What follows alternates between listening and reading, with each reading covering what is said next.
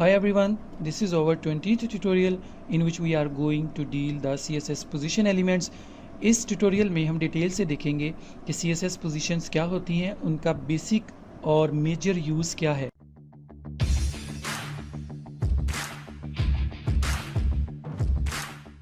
तो इस वक्त स्क्रीन पे आप देख सकते हैं आपके सामने दो विंडोज़ ओपन हैं। ये हमारे प्रीवियस लेक्चर्स की वर्किंग है। तो इसको थोड़ा सा हम चेंज करेंगे। तो इसको थोड़ा सा मैं कुछ इस तरह से लिख देता हूँ सो दैट हमें अंडरस्टैंड करने में आसानी रहे।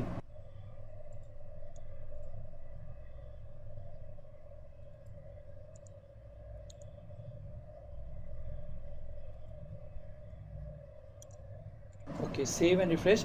There will be no effect, क्योंकि मैंने आपको बताया था कि आप एट्रीब्यूट्स चाहे सीरीज़ वाइज लिखें या आप लाइन बाय लाइन लिखें तो इससे कोई भी इफेक्ट नहीं पड़ता। फर्स्ट ऑफ ऑल हम देखते हैं पोजीशन। सबसे पहली पोजीशन और most important position that is relative. When we write position relative, save and refresh, तो there will be no effect in this sense. क्योंकि position relative works according to the normal flow of document.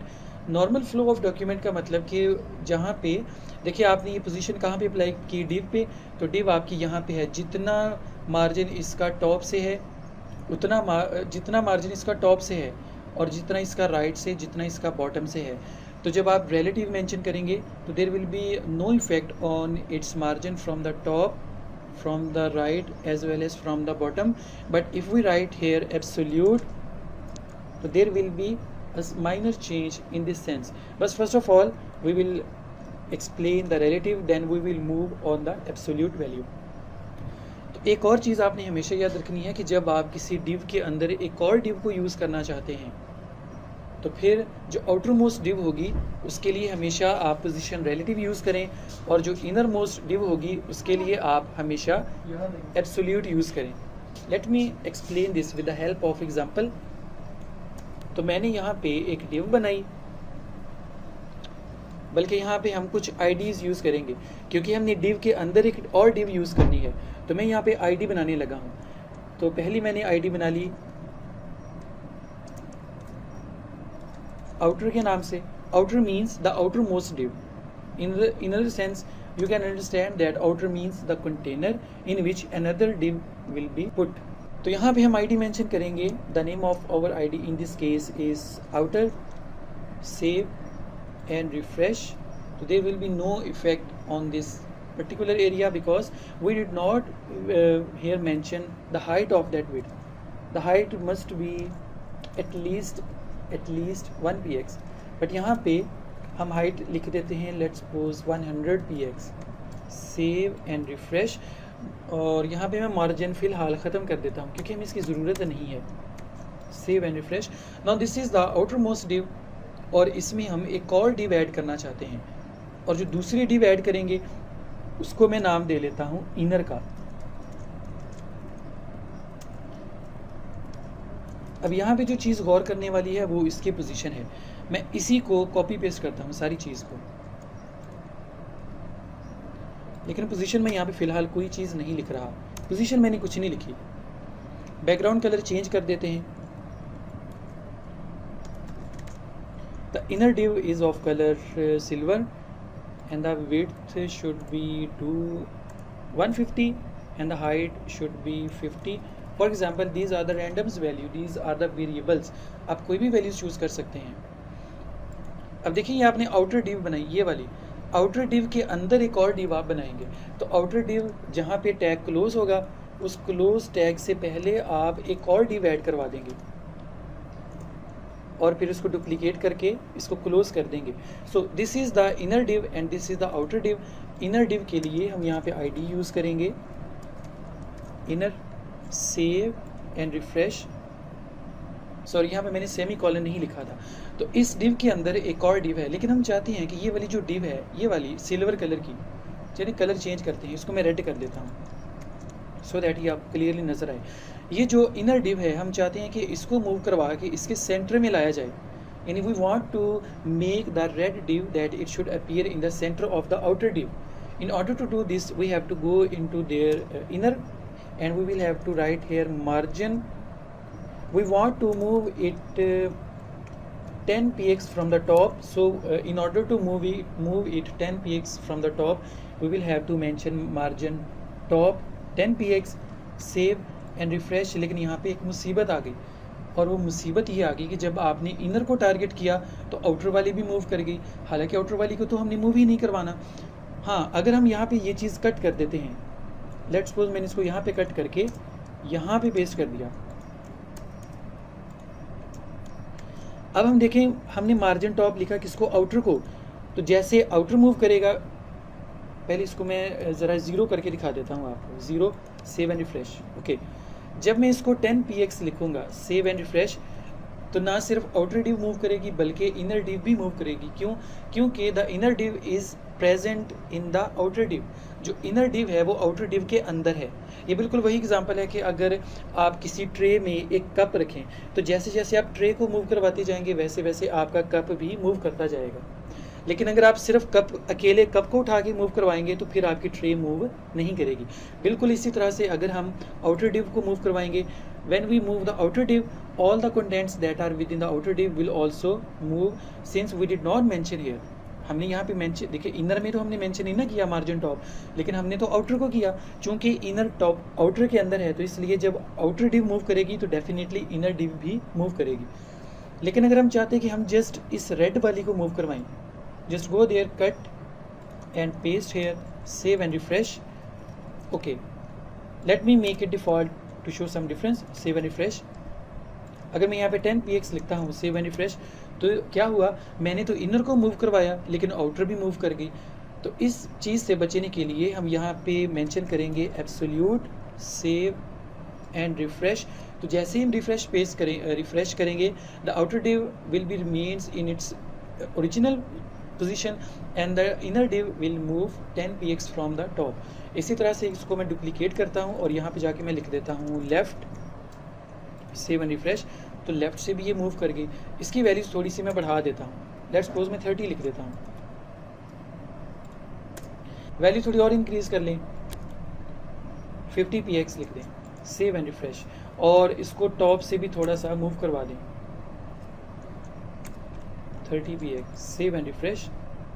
ज़्यादा value हो गई, चलिए इसको 25 लिख देते हैं, 25 और 50, save and refresh. Now this is almost in the centre aligned. The third one and the most important is sticky, STICKY, sticky. Sticky means चिपकने वाला. चलिए आपको मैं एक एग्जांपल से ये चीज़ समझा देता हूँ, आपको अच्छे से समझ आ जाएगी. तो फर्स्ट करें कि हमने यहाँ पे नेव बार बनाना है, नेविगेशन बार बनाना है. तो आपको पता है कि नेव बार हम किस तरह बनाते होते हैं. तो यहाँ पे मैं कॉमन एग्जांपल देता हूँ. तो लेट्स सपोज हम यहाँ पे BR टैग ऐड कर लें, कुछ अच्छे होते हैं. तो मैंने BR टैग यूज़ कर लिए. तो यहाँ पे ब्रेक्स ऐड हो चुकी हैं जो कि हमें क्लियरली नज़र नहीं आ रही. तो राइट आफ्टर द BR मैं यहाँ पे एक डिव बना रहा हूँ और उस डिव के अंदर हम नेविगेशन बार रखेंगे. दोबारा सुने ज़रा, हम एक डिव बनाएंगे और उस डिव के अंदर नेविगेशन बार रखेंगे. तो इस डिव को मैं कोई आईडी दे लेता हूँ. फॉर एग्जांपल आईडी मैं यहाँ पे लिख लेता हूँ स्टिकी. मैंने आईडी दे ली स्टिकी. यहाँ पे जाके अब मुझे एक आईडी बनानी पड़ेगी. स्टिकी के नाम से हमने एक आईडी बना ली और उसकी हम विड्थ मेंशन करेंगे. What should be the width of specific div? The width should B at least 200 px. What should be the height of that div? The height should be minimum 50 px. For example, the background of that particular div should be sky blue. Okay, save and refresh. तो आपको यहाँ पे एक sky blue div नज़र आएगी. Height increase कर दें, इसकी 300 px कर दें, सेव एंड रिफ्रेश. ओके, तो ये आपकी स्टिकी डिव है. स्टिकी डिव का मतलब अब यहाँ पे जाके हम एक और एट्रीब्यूट ऐड करेंगे and that attribute is position sticky. Position sticky means the browser will stick it at particular rate.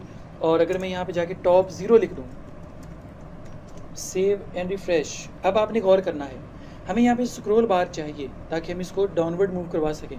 In order to get manual scroll bar, just copy and paste the BR tags here multiple times, save and refresh. oops sorry,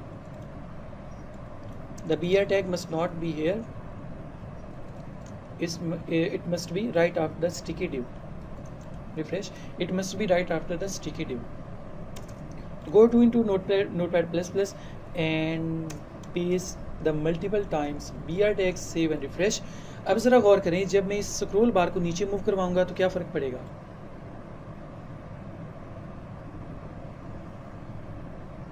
oh this is very beautiful.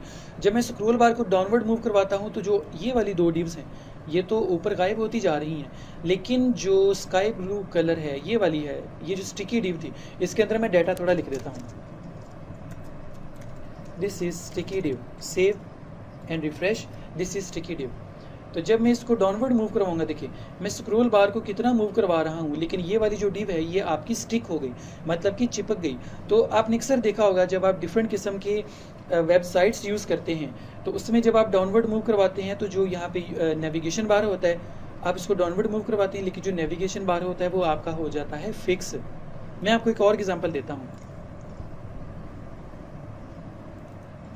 तो मैंने fibre पे अपने client के लिए एक website बनाई थी, booking अ table, जो इस किस्म की थी। अब ज़रा गौर करें, जब मैं इसको डाउनवर्ड मूव करवाता हूँ तो ये जो नैव बार है, दिस वन, ये वाली जो नैव बार है ये आपकी स्टिक हो जाती है, चिपक जाती है। जैसे जैसे स्क्रॉल बार को नीचे लाते जाएंगे वैसे वैसे आपकी स्टिक बार, ये जो नैव बार होगी, the naive bar will be stick. So this is the sticky property and it is most widely used when we want to make something prominent and we want to make something more important to the user। जैसे जैसे वो scroll बार करता जाएगा तो उसकी एक चीज़ बिल्कुल fix हो जाएगी। अब इस पे भी स्टिकी लगा हुआ है, इस पे भी स्टिकी लगा हुआ है, ये वाला पोर्शन ये भी आपका स्टिकी है क्योंकि ये भी आपका चिपका हुआ है। So this is the most important property that is used in web development as a larger scale, especially in professional web development। तो ये हमारा ट्यूटोरियल था जिसमें हमने कुछ डिफरेंट किस्म की देखी values, relatives, absolute and sticky. तो दो आपकी और होती हैं, एक होती है स्टैटिक और एक होती है आपकी, सॉरी एक ही होती है static. Static is the default, static आप ना भी लिखेंगे तो फिर भी आपकी वही वर्किंग होगी जो स्टैटिक ना लिखने से होगी। तो आपको मैं एक सजेशन दूंगा कि जब भी आप वेब डेवलपमेंट का कोई पेज बनाएं, जो यूएल होगा यानी कि नैव बार होगा, उसके लिए हमेशा आप स्टिकी प्रॉपर्टी यूज़ करें, तो ये बहुत अच्छा इम्पैक्ट देगा। So if you have any question please feel free to ask in comment section. See you next time, take care, अल्लाह हाफिज़।